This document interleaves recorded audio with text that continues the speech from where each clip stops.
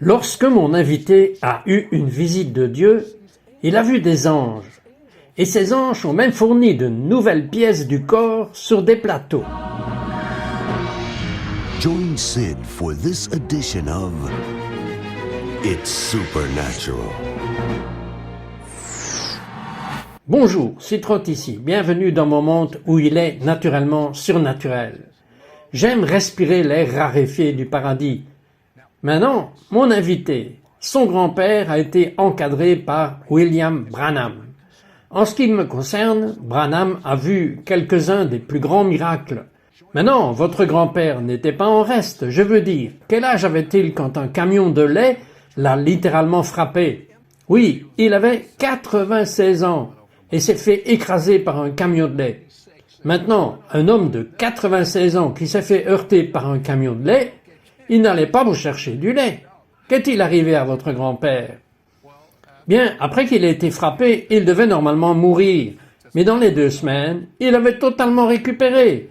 Il était totalement guéri. Et il a recommencé à prêcher et à faire des mariages, comme si rien n'était arrivé. C'est incroyable. Le Messie parle de vous. Il dit que vous ferez les mêmes choses que j'ai faites, et encore mieux. Michael, vous avez vu des guérisons et des miracles, mais vous étiez une sorte de pasteur épuisé avant d'aller au Brésil. J'étais juste prêt à arrêter et à raccrocher et d'aller juste dans la vie laïque. Oui, j'étais musicien, donc j'ai pensé, je vais juste jouer de la musique et en faire de l'argent. Et vous savez, prendre soin de ma famille. Mais au fond de moi, je savais que je ne pouvais pas faire ça. Vous savez, le Saint-Esprit a toujours été là. Et il m'a dit, non. Ok, un de nos invités, Randy Clark, est allé au Brésil et il a invité Michael. Michael, pourquoi iriez-vous au Brésil? Eh bien, j'avais entendu des choses incroyables que le Seigneur faisait là-bas. Et j'avais faim, je veux dire que je m'asseyais dans mon jardin et je lisais ces autobiographies de ces grands revivalistes guérisseurs. Je pleurais et j'ai dit, Dieu, où est-ce que c'est? Je ne peux pas continuer sans faire ça. J'entendais les histoires que Randy me racontait et nous étions des amis du mouvement. Et les gens disaient, bien, vous n'avez pas besoin d'aller au Brésil, Dieu le fera ici. J'ai dit non, je vais au Brésil, j'ai besoin de ça. Alors je suis allé avec Randy. Réalisez-vous que si vous n'aviez pas été au Brésil, je crois que vous auriez raté votre destin. Oui, je suis d'accord. Et je crois que lorsque vous êtes invité par le Saint-Esprit, vous ne laissez pas le diable vous mentir et vous dire, bien, je peux l'avoir ici. Vous faites ce que l'Esprit de Dieu vous dit de faire. Alors, vous êtes allé au Brésil. Et la première nuit, Randy a prié pour vous. Et que s'est-il passé? Bien, il m'est arrivé une chose merveilleuse. Randy a prié pour l'équipe qui était avec lui. Et donc, il est venu et je pensais, vous savez, Seigneur, si je n'obtiens rien et si rien ne m'arrive, vous savez. Mais lorsqu'il est venu, j'ai commencé à sentir l'agitation dans mon esprit. Il m'a imposé les mains, ce qui a déjà été un don incroyable d'importation. Et lorsqu'il l'a fait, le feu de Dieu est venu sur moi, quelque chose que je n'avais jamais vécu dans ma vie. J'ai littéralement eu l'impression que quelqu'un m'avait mis comme dans un four, et j'étais tellement en feu. Vous savez, je suis un homme curieux. Quand il a prié pour vous, est-ce que c'est arrivé immédiatement? A-t-il prié pendant environ 5 minutes? Et puis c'est arrivé? C'était assez rapide. Ok, maintenant, quand vous dites le feu de Dieu, vous savez, c'est un mot que la plupart des gens ne peuvent pas comprendre. Qu'est-ce qui s'est vraiment passé à l'intérieur de vous? Bien à l'intérieur et à l'extérieur, littéralement, physiquement, j'avais l'impression d'avoir peut-être 60 degrés de température. Sérieusement, c'était chaud, très chaud. Avez-vous transpiré? Ah, j'ai une photo que quelqu'un a prise que je garde cachée, mais j'ai l'air d'être allé dans une piscine. Cela signifie que j'étais couvert à cause de la chaleur qui était si forte. Mais comme cela a commencé à se dérouler, c'était devenu un réveil. Et le meilleur mot que je puisse utiliser, c'est que tout à coup, et pour la première fois de ma vie, j'ai pu voir dans le royaume angélique ce qui était nouveau pour moi. J'ai vu un des anges debout devant moi, prendre son doigt et le déplacer sur mon front. 3 fois. Maintenant, à chaque fois qu'il a touché votre front, que vous est-il arrivé?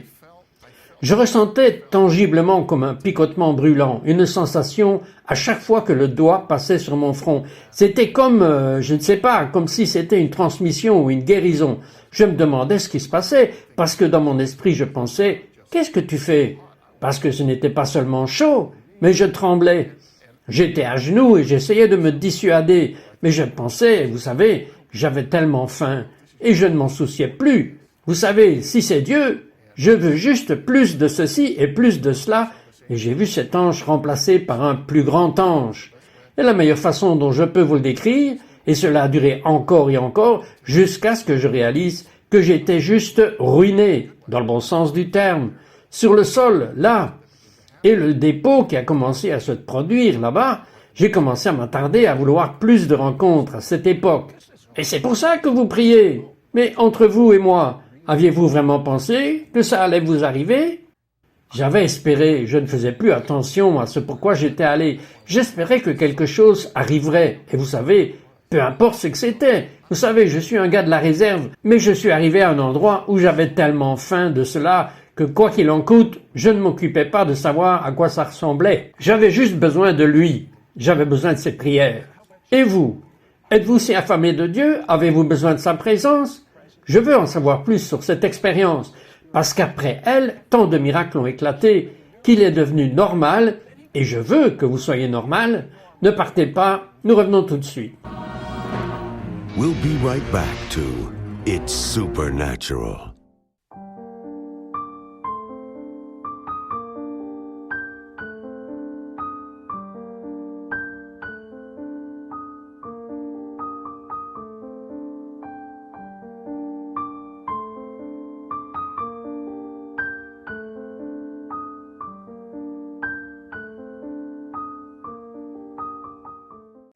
We now return to It's Supernatural. Bonjour, c'est Trott ici avec Michael Kaylor. Michael avait tellement faim de Dieu qu'il est allé jusqu'au Brésil et Randy Clark a prié pour lui. Et il n'a plus jamais été le même depuis. C'était comme une série d'expériences, nuit après nuit, de plus en plus fortes. Et la chose la plus merveilleuse est qu'il sait comment vous pouvez faire la même chose. Mais non, Michael, vous avez été emmené dans une chambre dans l'esprit. Et parlez-moi de cela. Eh bien, la première fois que c'est arrivé, je servais certains dirigeants là-bas. Il y avait environ 2500 dirigeants sur une scène, et Randy parlait, et Randy mentionnait, vous savez, le témoignage de Heidi Baker. Et il a dit, il y a un pasteur avec moi qui consume le feu de Dieu. Et quand il l'a dit, il m'a désigné, et j'ai senti cette présence, littéralement une présence tangible qui est venue sur moi. J'ai commencé à trembler si fort que j'étais penché sur une chaise et j'ai commencé à rire de façon incontrôlable. J'étais un peu gêné parce que Andy essayait d'enseigner et il y avait 2500 personnes là-bas. Et je me suis dit, ah non, il ne le comprendrait pas. Vous voyez, cela n'a rien à voir avec une blague ou quelque chose d'amusant. C'est l'Esprit de Dieu qui est venu sur lui pour le faire rire. Et je dois vous le dire, même dans le domaine naturel, que quand vous riez, les médecins ont découvert que vous libériez de l'endorphine, que même les personnes qui ont le cancer, ils regardent des comédies et commencent à rire et ils sont guéris. À plus forte raison, si Dieu provoque ce rire, alors pouvez-vous vous arrêter? Non, je ne pouvais pas. Je veux dire, tout le monde va vous regarder. Oui, mais je m'en fichais encore, j'étais à ce stade où je m'en fichais. Mon esprit essayait de dire « Arrête ça, tu n'as pas besoin de le faire ». Et en fait, quelqu'un du public a sauté sur scène et a sauté sur mon dos. Pourquoi? J'ai demandé à ma traductrice, elle a dit « Il veut ce que vous avez ». Je le pensais bien, mais il avait besoin de l'obtenir par lui-même. Et donc il est descendu. Et alors que j'étais allongé là, et que je riais de façon incontrôlable, j'ai été emmené à cet endroit, et cela, ça ne m'était jamais arrivé avant. Et cet endroit où nous avons été introduits, c'était comme si un ange m'emmenait dans cette pièce. Et je me suis mis dans l'embrasure de la porte, et il y avait des anges là-dedans. Et ils sont tous venus, et ils ont commencé juste à s'aligner. Et à ce moment-là, j'ai entendu une voix qui disait « Ils sont pour toi ». C'était comme une phrase qui venait de l'esprit de tutelle du ministère des élus, et qui disait « Ils sont pour toi, tu ne seras plus jamais seul ». Aviez-vous vu des anges à ce niveau avant le Brésil? Pas comme ça, non, pas avant le Brésil, pas du tout. Ok. Donc je les ai vus et je crois honnêtement que cela avait un rapport avec le destin qui se déroulait dans ma vie, que ces esprits tutélaires y seraient assignés pour protéger ce destin, ce manteau que Dieu avait mis sur ma vie et qui s'est soudainement réveillé, même si je n'avais pas tout compris avant. Quand il s'agit d'aimer le ministère de l'importation des anges de guérison, ce genre de choses.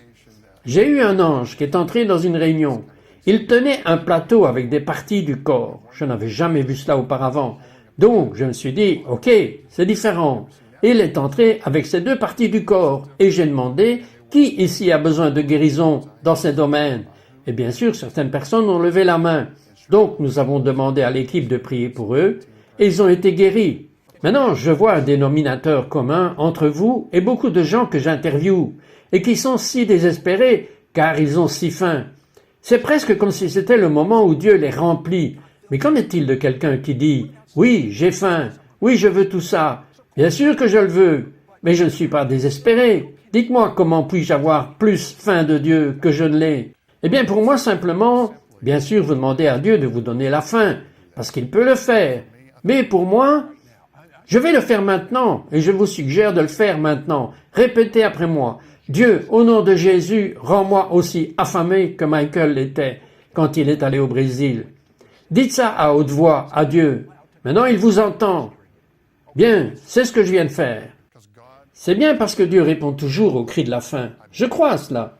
Mais une des choses que nous pouvons faire pour remuer cela, pour collaborer avec Dieu dans ce domaine, je pense que c'est vital que vous vous entouriez avec, par exemple, des témoignages miraculeux de ces choses que vous désirez avoir dans votre vie. J'aimerais que cela m'arrive. Écoutez, regardez des DVD, lisez des livres. Vous savez que je reçois de plus en plus de rapports de personnes qui se tournent vers notre page web et continuent à regarder les pages web pendant 6 ou 8 heures par jour, où nous avons toutes nos archives. C'est de ça que Michael parle. Pourriez-vous imaginer voir des émissions comme celle-ci, l'une après l'autre, autant que vous voulez, à votre convenance? Vous ne pouvez pas être dans cette présence et que cela ne vous affecte pas. Et quand vous regardez ces témoignages, la présence de Dieu commence à remuer en vous. Et je pense que c'est important aussi que si vous avez faim et que vous êtes prêt à ce qui va arriver, que vous donnez la permission de laisser Dieu faire tout ce qu'il veut faire. Waouh, c'est une prière audacieuse. Vous êtes prêts? Je suis prêt. Répétez juste après moi. Seigneur, je te donne la permission de faire tout ce que tu veux faire avec moi. Dites-le à voix haute et pensez-le. Et je le pense. Ok, je viens de faire ces deux choses qui vont m'arriver. Qui sait? C'est bon, c'est toujours bon, on le sait. C'est toujours bon avec Dieu. Et alors, quand vous lisez et que vous regardez tout cela, le centre de votre cœur devient alors concentré sur la chose même que vous désirez. Et la chose que vous désirez attire la réalité dans votre vie qui commence à créer non seulement l'intérieur de vous, mais votre extérieur. Vos expériences sortent de cette aspiration, ce désespoir dans votre cœur. Et donc, la concentration commence alors à venir de juste espérer. Vous attendez quelque chose qui va arriver. Alors, quand vous avez commencé à sentir une rencontre, je veux dire, peut-être vous commencez à sentir de la chaleur dans vos mains, ou vous tremblez, ou quoi que ce soit, vous permettez juste à Dieu de faire ce qu'il veut faire. Que vous pleuriez, vous riez, vous tremblez, ou vous devenez vraiment solennel, vous savez, il n'y a pas de modèle, ou vous devez faire ceci ou cela. Les adolescents disent quelque chose comme ça. Vous allez avec le courant, c'est ce qu'ils disent. C'est joli, et c'est très vrai. Et les adolescents, vous savez qu'ils ont tellement faim. Eh bien, vous devez devenir comme un petit enfant. C'est exactement ça. Et vous savez, quand tout cela a commencé à arriver dans ma vie, ma propre famille a été si transformée. De quelle manière votre famille a-t-elle changé? Je vais vous dire. Tenez cette pensée parce que c'est ce que vous êtes prêt à entendre. C'est ce qui va arriver à votre famille. Ne partez pas, nous revenons tout de suite. We'll be right back to It's Supernatural.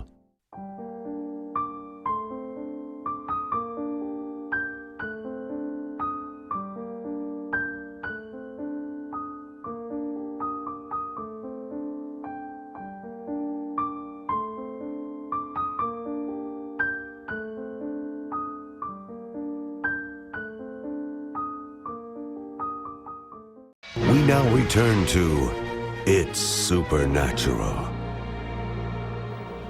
Bonjour, c'est Trott ici avec Michael Keylor. Aimeriez-vous recevoir une transmission, comme Michael l'a reçue, parce qu'il va prier pour vous dans un instant, et cela va changer votre vie et transformer la vie de votre famille. Que s'est-il passé dans votre cas? Eh bien, nous sommes revenus de ce voyage au Brésil, et une des choses qui était incroyable était que ma famille a juste été transformée à cause de la présence et de la transmission qu'elle a reçue. Parce que vous savez, une vie chrétienne, C'est naturel d'être surnaturel. Vous savez que nous avons été créés pour refléter notre Père, et ce n'est rien d'autre que surnaturel. En fait, Jésus en a fait mention. De toute façon, nous sommes rentrés à la maison, et l'une des choses qui se sont passées, c'est qu'il y avait un réveil dans ma propre famille. Je veux dire, ma femme a eu un si grand baptême d'amour, et ses dons étaient comme activés. Mes enfants, nous avons 3 enfants, Mike, Tiffany et Stéphanie, ils ont été activés.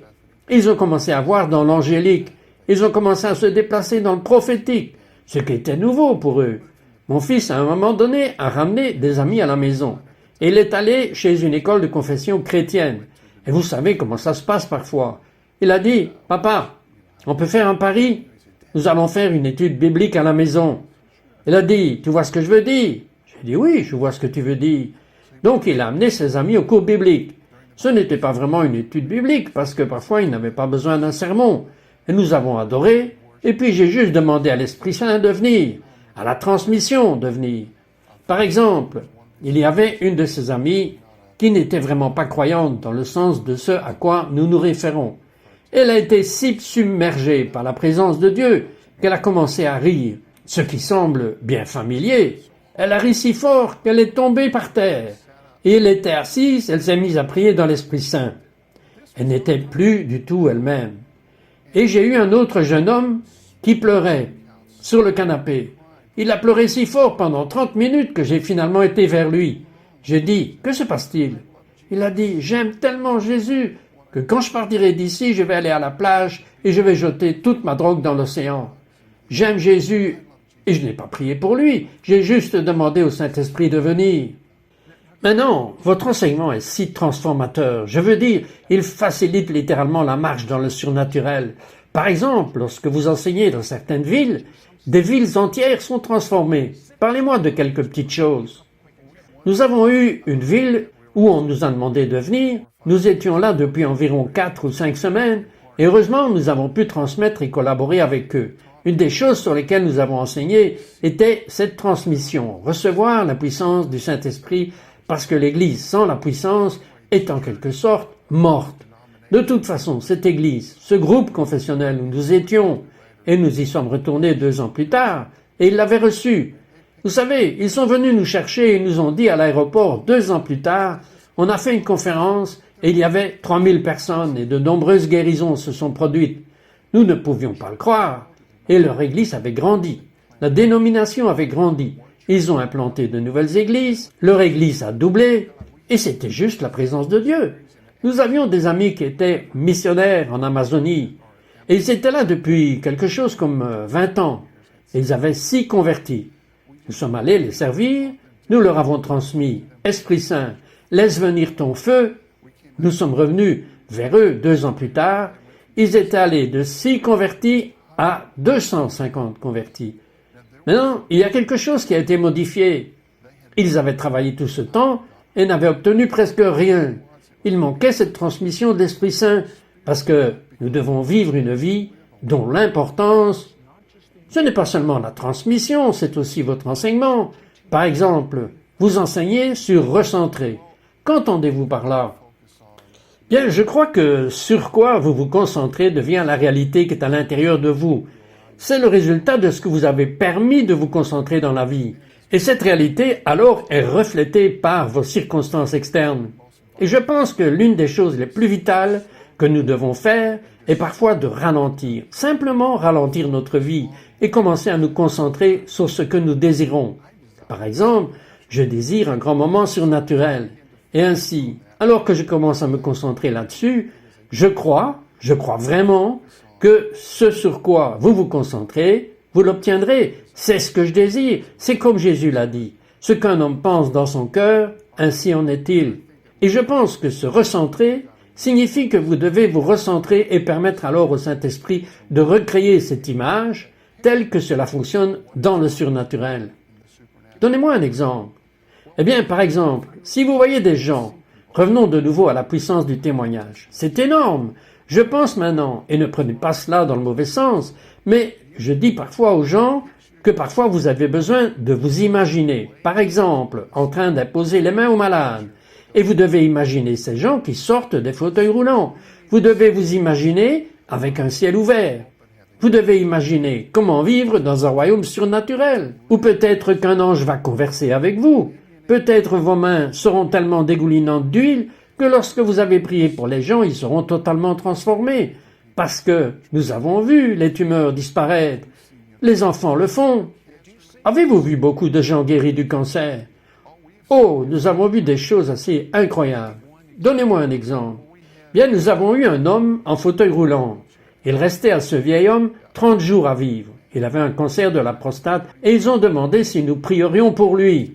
Nous avons dit que nous allons prier pour lui. Alors nous avons prié pour cet homme dans le fauteuil roulant et nous sommes revenus dans cette église 2 ans plus tard. Ils ont dit, vous souvenez-vous de cette personne pour laquelle vous aviez prié? J'ai dit oui.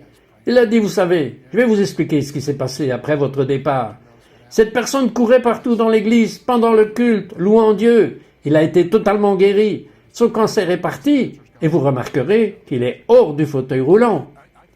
Je déteste dire ça parce que le cancer est une maladie tellement horrible. Mais Michael, je pense que c'est facile avec l'onction et la parole de Dieu. Voudriez-vous prier pour... La présence de Dieu est si forte en ce moment dans le studio. J'aimerais que Michael prie pour vous, maintenant. Êtes-vous prêts? Préparez-vous à recevoir. Tenez vos mains comme si vous alliez recevoir un cadeau. 2 choses vont arriver. Nous sommes bons pour la guérison, parce qu'hier, quand je suis arrivé ici, j'ai ressenti la présence de la guérison. Et sa présence est tellement ici. Esprit Saint, je demande maintenant que tu libères le feu de la guérison, que ton feu vienne, et je parlerai à la maladie. Et je t'ordonne de quitter leur corps.